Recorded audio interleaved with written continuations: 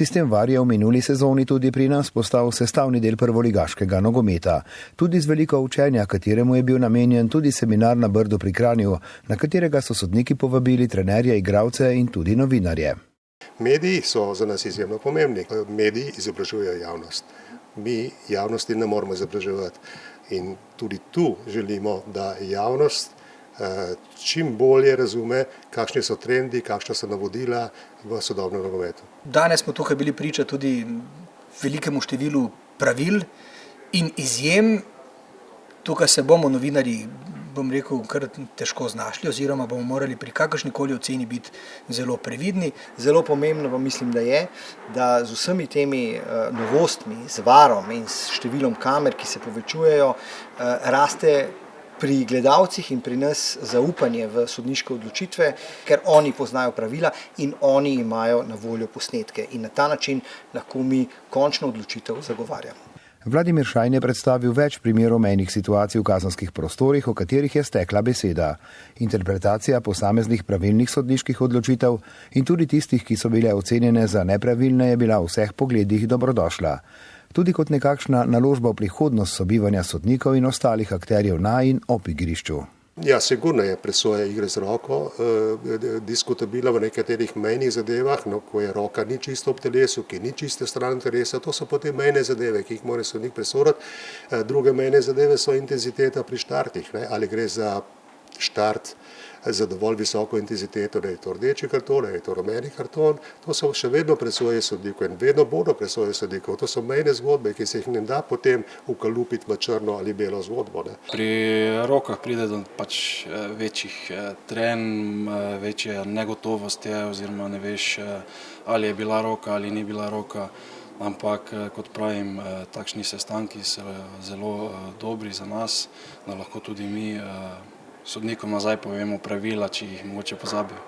Se je malce pošalil mariborski vratar, s čimer je želel opozoriti na to, da je konstruktiven dialog med sodniki in igralci nujen in potreben.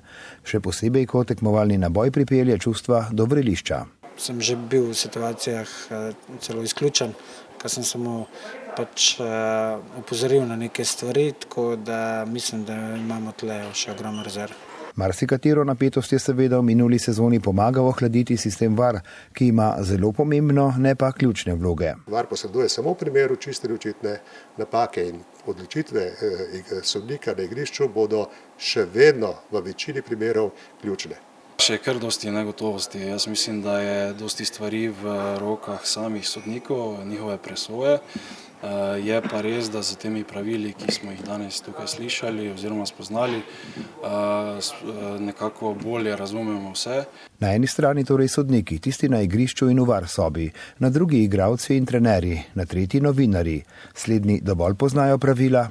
Ne, absolutno ne, zato so taka izobraževanja pomembna, ampak kot rečeno, toliko bolje, da lahko na koncu, ko je odločitev znana, na neki tekmi rečemo, odločili so se tako, kot je po pravilih, ker so pogledali posnetke in ker oni najbolj poznajo pravila.